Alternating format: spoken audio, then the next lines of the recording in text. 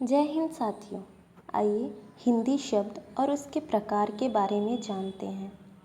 वर्ण एवं ध्वनि के समूह को शब्द कहा जाता है। इन शब्दों को उनके व्युत्पत्ति, उत्पत्ति एवं प्रयोग के आधार पर बांटा गया है। व्युत्पत्ति के आधार पर शब्द के 3 भेद हैं। नंबर 1 रूढ़, नंबर 2 यौगिक, नंबर 3 योगरूढ़। उत्पत्ति के आधार पर शब्द के 4 भेद हैं। तत्सम, तद्भव, देशज एवं विदेशी। प्रयोग के आधार पर शब्द के 8 भेद होते हैं। संज्ञा, सर्वनाम, विशेषण, क्रिया, क्रिया विशेषण, संबंध बोधक, समुच्चय बोधक तथा विस्मयादि बोधक। इन 8 प्रकार के शब्दों को विकार की दृष्टि से 2 भागों में बांटा गया है, विकारी और अविकारी। अर्थ की दृष्टि से शब्द के 2 भेद होते हैं, सार्थक और निरर्थक।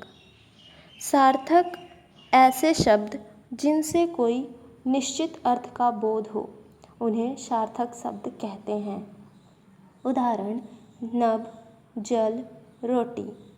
निरर्थक ऐसे शब्द जिनका कोई अर्थ नहीं होता, उन्हें निरर्थक शब्द कहते हैं।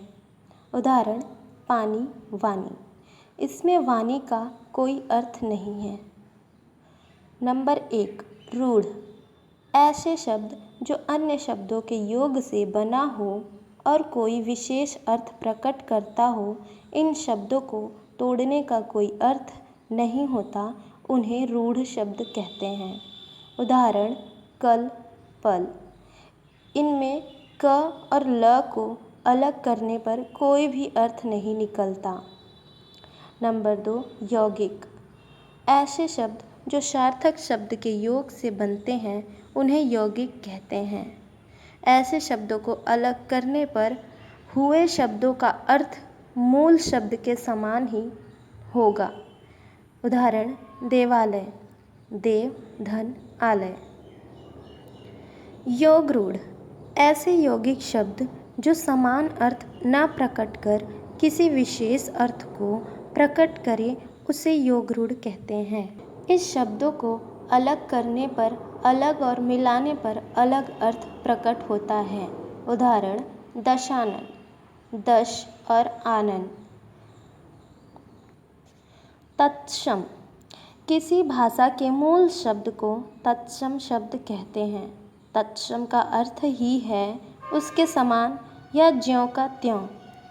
तत्स उसके अर्थात संस्कृत के सम, समान। जैसे क्षीर का खीर, हरिद्रा का हल्दी। तद्भव। ऐसे शब्द जो संस्कृत और प्राकृत से विकृत होकर हिंदी में आए हैं, तद्भव शब्द कहलाते हैं। तद, धन, भव का अर्थ है संस्कृत से उत्पन्न। ये शब्द संस्कृत से सीधे न आकर पाली, प्राकृत और अपभ्रंश से होते हुए हिंदी में आए हैं।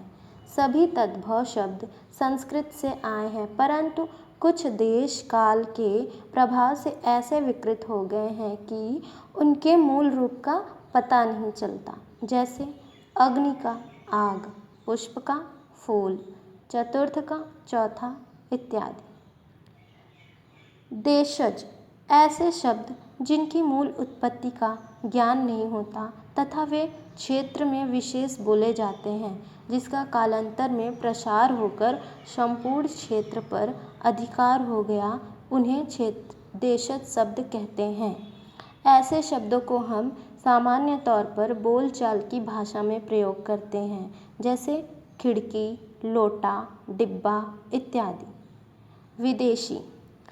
ऐसे शब्द जो विदेशी भाषाओं से ज्यों के त्यों या परिवर्तित रूप में हिंदी में प्रयोग में लाए जाते हैं, विदेशी शब्द कहलाते हैं। हिंदी में मुख्य रूप से फारसी, अरबी, तुर्की, अंग्रेजी तथा पुर्तगाली आदि भाषाओं से शब्द आए हैं।